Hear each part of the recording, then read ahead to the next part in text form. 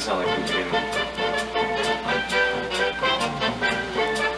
Ladies and gentlemen, welcome to Fierce Parsecs, the hi-fi sci-fi show featuring your host, Bobby the Rocker McPherson, formerly of the band Fierce Persons, featuring Mickey Frame, formerly of Mickey Frame of the Freon Boys, featuring Bobby the Rocker McPherson. And now, ladies and gentlemen, your host, Bobby the Rocker McPherson!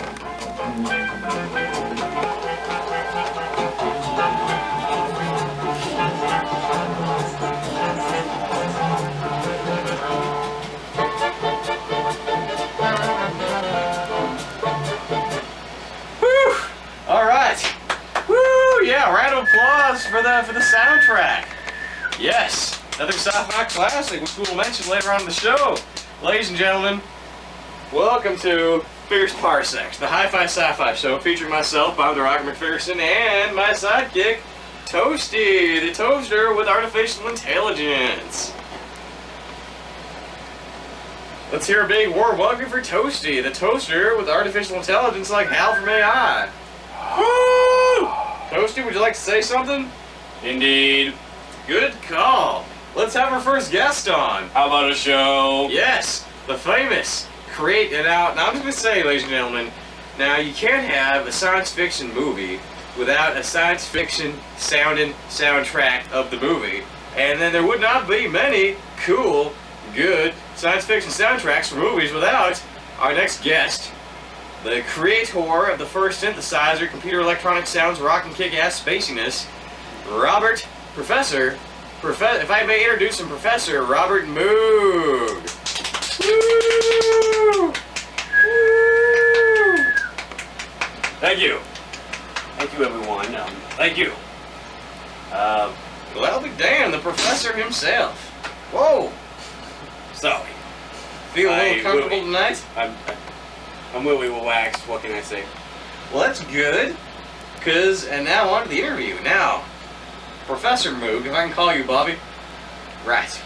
Bobby, I kind of like that. I like the way that sounds. Now, Indeed, Bobby. tell me, now the first, almost the co-creator and co-pioneer of your instrument, the Moog synthesizer, was Walter Carlos. He did the Switched On Box series, classically trained electrician slash yes. classical keyboardist, right? Now, also pioneered a cross-dresser. What was that like working with him? When was the first time you found out his eccentricities?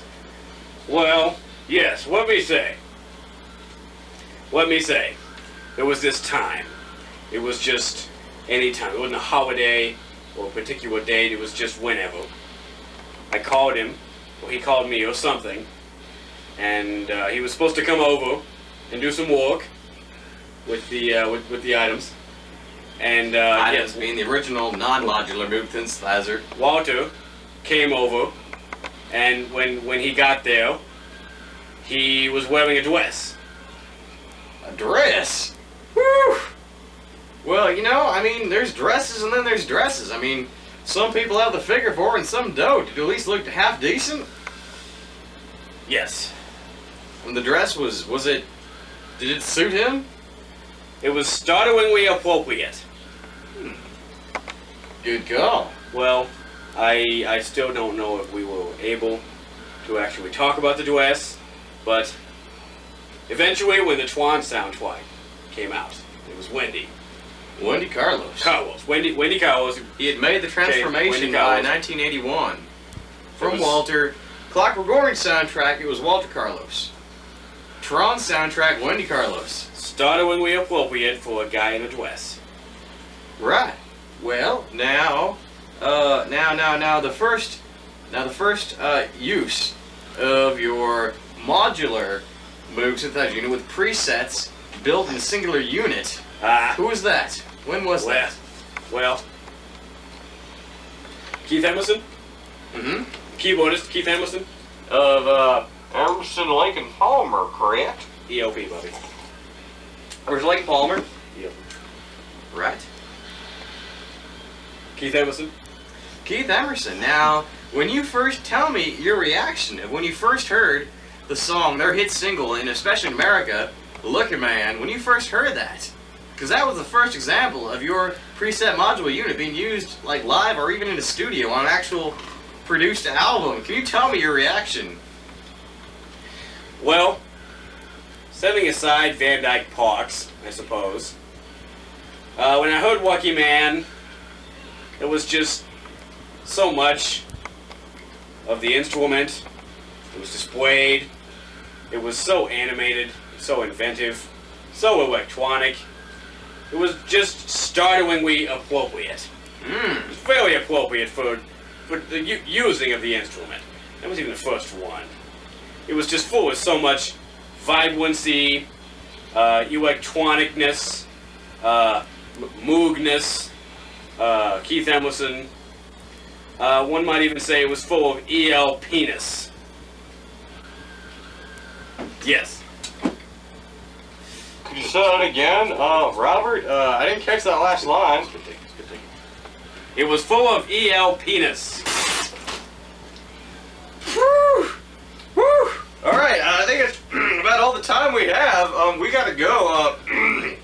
Thank you, my esteemed guest. Well, Mr. Robert Moog. Talk about ELP-ness. I'm not sure if we can. Whew! I'm not sure if we can say that on television. I tell you what though. There was another time. That once more? Really appropriately sticks in my mind. The Black Moon. It was. I don't know what to say. When I heard the Black Moon, I just thought, well, isn't this startlingly appropriate? It was just so full of ELP-ness. Wait, it was the Black Moon, which, indeed, it was full of ELP-ness. Did you just say what I... Wait, that's terrible. What? Because it actually was terrible. Bobby, you can't say that. You can't say that on non-national closed circuit television. I quit. Whew. Whew. Good. Ladies and gentlemen, my apologies for that outburst of exemplary outburstery. Toasty, do you have any last comments to say? Never before have I seen so many ELP-nesses. Alright, ladies and gentlemen, this has been Fierce Parsecs. I've been your host. Hey, I'd like to buy her Moog. Now, Toasty, I never before would I have thought that our guest, Professor Robert Moog, would be such a character to be swayed by emotion and be so moogy as that. Now, can we roll the end music? I like to finish with my robot dance. Dance. Hey, look at that blender over there. I'd like to Wendy her Carlos. Good Lord! Whew. Ladies and gentlemen, this has been Fierce Parsecs. I've been your host, Bobby McPherson, and I'd like to perform to you my dance, my robotic dance of the evening, which I call Wendy's Confused Dance of Sexual Disorientation. Featuring Toastytron. Featuring Toastytron and Professor Robert Confused as Hell Moog. Never before have I seen... I'm apologizing to the FCC as we speak.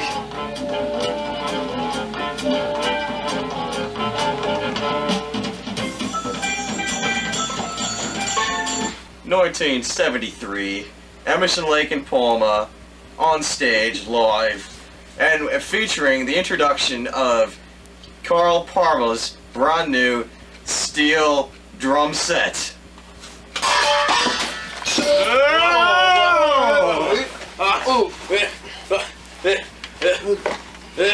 Nice one, Carl. Drum set big enough? Because we have disasters up here every fucking night without your bloody stainless steel drum kit. What's a good bloody thing I didn't bring my uranium bass guitar on stage? Oh, me 100% wrought iron Moog. Alright. Look on there, how my fucking stones. Is this one of your symbols? What's your nose? Cymbals are hard, I mate. think I've got a gong under my arse, mate. You think a drum set's bloody big enough, Carl? That feels good. Right. It's just key. Hey, Greg, I'm sorry about that one I just cut, mate. It's alright, mate. It's alright. I mean, at least our fucking instruments didn't collapse the bloody stage. Hey, Listen drums here. are a fucking instrument, I'm you still wank. finding new objects in this rubble. Well, yeah, man. I had the stage manager rig us up something special, see? Well, it's a good thing I didn't have my fucking uranium bass guitar on stage. And so was the sequence of the 1973-74 appearance of Carl Palmer's stainless steel drum kit that made the stage collapse.